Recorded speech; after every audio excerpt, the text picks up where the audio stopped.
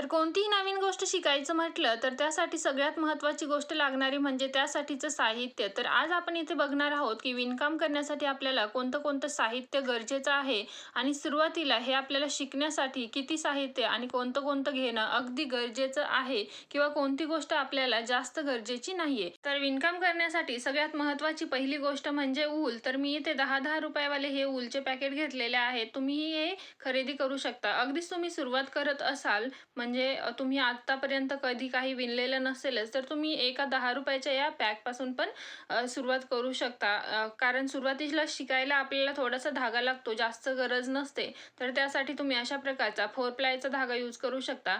तर इथे बघा अशा पद्धतीने आपल्याला धागा उरगडून घेऊन हा 3 प्लाय आहे की 2 प्लाय आहे की 4 प्लाय आहे असं चेक करायचं आहे. इथे जसे की 4 धागे निघाले आहेत तर हा आपला 4 प्लायचा धागा आहे. तसं तुम्ही शॉपमध्ये विचारूनही घेऊ शकता 4 प्लायचा धागा द्या म्हणून किंवा आपण अशा पद्धतीने चेकही करू शकतो. तर अशा पद्धतीने मी हा 4 प्लायचा धागा घेतलेला आहे. तर यासाठी आपल्याला लागणारी दुसरी गोष्ट म्हणजे हेच क्रॉचेट हुक, ज्याला आपण निडल म्हणतो किंवा सुईही म्हणतो. तर ही विणकामाची सुई आहे, ही आपल्याला अनेक प्रकारच्या भेटतात, जसे की 1 किंवा 2 नंबरपासून तर 10 नंबरपर्यंत, 11 नंबरपर्यंत ह्या अनेक नंबरच्या असतात. तर सुरुवातीला आपल्याला विणकाम शिकण्यासाठी 9 ते 10 नंबरची अशा प्रकारची सुई घ्यायची आहे, निडल घ्यायची आहे किंवा वेगळ्याही तुम्ही वापरू शकता. जर तुम्ही ऑनलाईन घेणार असाल तर अशा प्रकारच्या 2 mm च्या, 2.5 mm किंवा 3 mm अशा प्रकारच्याही निडल्स यूज करू शकता. तर ही बघा, ही पिंक कलरची 3 mm ची निडल आहे. ही जास्त प्रकारे म्हणजे आपण जेव्हा 4 प्लाय वूल घेतो तेव्हा जास्त ही यूज होते किंवा ही 2.5 mm ची निडल आहे. ही आपण 4 प्लाय वूलसाठी बऱ्याचदा यूज करतो. 2.5 mm ची जी निडल आहे याने आपण टाके अगदी स्वच्छ आणि अगदी टाईट घेऊ शकतो. तर अशा पद्धतीने आपल्याला 2 निडल जास्त यूज होणार आहेत. या बाकीच्या ज्या निडल आहेत त्या मोठ्या आहेत, जसे की 4, 4.5 किंवा 6, 6.5 अशा प्रकारच्या या मोठ्या निडल्स आहेत. याची आपल्याला सुरुवातीला गरज नाही आहे. सुरुवातीला आपल्याला फक्त या 2 निडल्सची गरज आहे. तर 2.5 mm आणि 3 mm या 2 निडल असतील तुमच्याकडे तरीही तुम्ही काम सुरू करू शकता किंवा अगदीच याही नसतील तर बघा, ह्या अशा प्रकारची तुमच्याकडे 9 किंवा 10 नंबरची निडल असेल तरीही तुम्ही 4 प्लाय वूल आणि ही 9 आणि 10 नंबरची निडल यापासून काम सुरू करू शकता किंवा हे विणकाम शिकायला सुरुवात करू शकता. तर अशा पद्धतीने आपण ह्या निडल्स बघितल्या. यानंतर आपल्याला लागणारी गोष्ट म्हणजे एक छोटीशी निडल या प्रकारची, जी आपल्या सर्वांच्या घरामध्ये असते. तर बघा, ही आपल्याला मोठी बघून घ्यायची आहे किंवा तुमच्याकडे जर फायबरची असेल, जी की ऑनलाईन भेटते किंवा शॉपमध्येही भेटते, तुमच्याकडे असेल तर तुम्ही तीही वापरू शकता किंवा अगदीच नसेल तर तुम्ही सुरुवातीला अशा प्रकारची निडलही वापरू शकता. फक्त तुम्हाला ही निडल मोठी घ्यायची आहे कारण याच्यामधनं धागा थोडासा पास झाला पाहिजे. अशा प्रकारची थोडीशी मोठी निडल घ्यायची आहे. अशा प्रकारे आपल्याला ही एक निडल घ्यायची आहे. यानंतरची दुसरी गोष्ट म्हणजे आपल्याला घ्यायची आहे एक कैची. तर तुम्ही इथे कोणत्याही प्रकारची कैची घेऊ शकता, लहानही घेऊ शकता किंवा मोठीही घेऊ शकता. कैचीचा उपयोग आपल्याला फक्त धागा तोडण्यासाठी होणार आहे, तर तुम्ही कोणत्याही प्रकारची कैची घेऊ शकता. तर इथे अशा प्रकारे मी एवढंसं साहित्य घेतलेलं आहे. तर तुम्हाला सुरुवात करण्यासाठी किंवा विणकाम शिकण्यासाठी सुरुवातीला फक्त एक क्रॉचेट हुक, एक निडल, एक कैची आणि एखादा 10 रुपयाचा धागा यापासूनही तुम्ही सुरुवात करू शकता शिकण्यासाठी. त्यानंतर तुम्ही नंतर जास्तीचं मटेरियल घेऊ शकता. तर अशा पद्धतीने आपल्याला फक्त 50 रुपयाच्या आतमध्येही तुम्ही क्रॉचेट म्हणजेच विणकाम शिकायला सुरुवात करू शकता. तर अशा पद्धतीने मी तुम्हाला हे सामान काय लागणार आहे ते सांगितलेलं आहे. तर चला तुम्हाला मी पहिली स्टेप म्हणजेच चेन कशी विणायची ते दाखवते. तर चेन विणायसाठी मी इथं अगोदर घेतलेली आहे 2.5 mm ची क्रोशा हुक म्हणजेच निडल. त्यानंतर मी हा 4 प्लायचा पिंक कलरचा धागा घेतलेला आहे. तर सगळ्यात सुरुवातीला आपल्याला धागा काढून घ्यायचा आहे. तर बघा, अशा पद्धतीने धागा काढून घेतल्यानंतर आपल्याला सगळ्यात सुरुवातीची स्टेप म्हणजे इथं स्लिप नॉट बनवायचे आहे. तर अशा पद्धतीने बघा आपण स्लिप नॉट बनवू शकतो. पण अगदीच तुम्ही नवीन असाल तर अशा पद्धतीने लवकर स्लिप नॉट बनायला जमत नाही. तर अगदी सोपी पद्धत सांगणार आहे मी कशी बनवायची आपल्याला स्लिप नॉट. तर हे बघा, अशा पद्धतीने धागा पकडायचा आहे.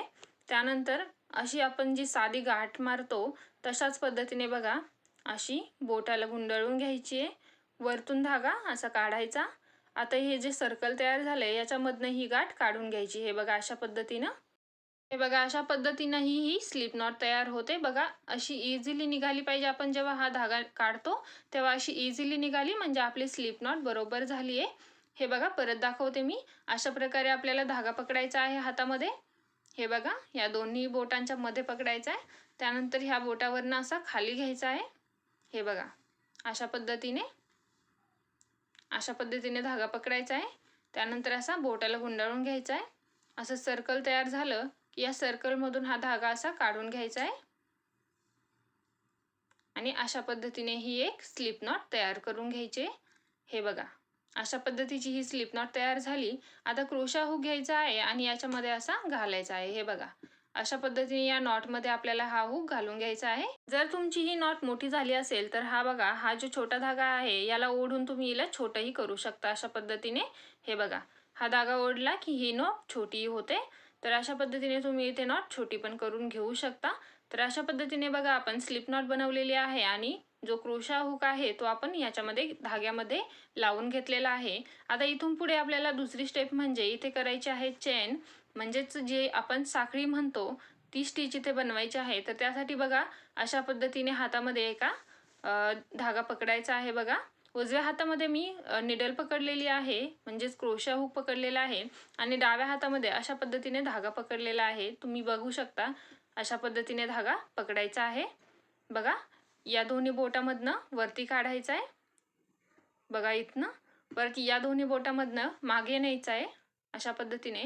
परत हा याच बोटाच्या वरनं असा या साईडला घेऊन यायचा आहे आणि बघा अशा प्रकारे पकडल्याच्या नंतर जो आपला अंगठा आहे डाव्या हाताचा त्याने आपल्याला हा दुसरा धागा पकडायचा आहे. हे बघा अशा पद्धतीने अंगठ्याने आणि मधल्या बोटाने असा दुसरा धागा पकडायचा आहे. आता जी ही निडल आहे उजव्या हातातली या निडलच्या मदतीने असा धागा हा जो आपण लूप बनवून घेतलेला आहे स्लिप नॉटचा त्याच्यामधनं हळूच काढून घ्यायचा आहे. हे बघा अशा पद्धतीने. बघा एक चेन तयार झाली. परत बघा तशाच पद्धतीने हा जो लूप तयार झालाय वरती त्या लूपमधून धागा काढून घ्यायचा आहे निडलच्या मदतीने. हे बघा अशा पद्धतीने. हे बघा अशा पद्धतीने परत धागा काढून घ्यायचा आहे लूपच्या मधून निडलच्या मदतीने. परत बघा वरती एक लूप तयार होईल. परत धागा ओढून असा काढून घ्यायचा आहे. बघा अशा पद्धतीने आपल्याला एक एक चेन वाढवत जायचं इथे. बघा अशा पद्धतीने तुम्ही असा लूप ओढला की ऑटोमॅटिक वरती अजून एक लूप तयार होतोय. बघा अशा पद्धतीने चेन स्टिच तयार होतीये. याला तुम्ही साखळी म्हणू शकता किंवा चेन ही म्हणू शकता. अशा पद्धतीने एक एक चेन वाढवत आपण अशा पद्धतीने ही चेन स्टिच बनवून घ्यायची आहे. बघा अगदी सोप्या पद्धतीने सांगितले. अगदी तुम्ही एकदम बिगिनर्स असाल, तुम्ही आजच सुरुवात केली असेल तरीही तुम्ही हे विणू शकता. अशा पद्धतीने बघा नंतर जेव्हा आपण बनवतो आपण फास्टही बनवू शकतो. हे बघा अशा पद्धतीने मी तुम्हाला चेन कशी बनवायची हे दाखवलेलं आहे. हे मी अगदी शॉर्टमध्ये दाखवलेलं आहे. तर मी यावरतीही एक क्लिअर व्हिडिओ बनवणार आहे म्हणजे चेन स्टिच किंवा स्लिप नॉट किंवा single crochet, double crochet, triple crochet या सर्व गोष्टींवरती एक डिटेल व्हिडिओ बनवणार आहे. यानंतरचा व्हिडिओ त्याच्यावरतीच असेल. तर तुम्हालाही शिकायचं असेल तर चॅनलला आताच सबस्क्राईब करून ठेवा आणि व्हिडिओ आवडल्यास व्हिडिओला लाईक करा. तर ही आपण चेन स्टिच बनवली आहे. तर चला पुढच्या व्हिडिओमध्ये आपण बाकीच्या स्टिच कशा विणायच्या, कशा बनवायच्या ते बघूयात. तर तुम्ही नवीन असाल, तुम्हाला ही चेन स्टिच ही बनवता येत नसेल तर तुम्ही प्रयत्न करा, कारण प्रयत्नानेच आपण पुढे जाऊ शकतो. तर तुम्ही चेन स्टिच बनवायचा प्रयत्न करा. तोपर्यंत नेक्स्ट व्हिडिओमध्ये आपण बाकीच्या स्टिच बघूया. तर चला भेटूया नवीन व्हिडिओमध्ये.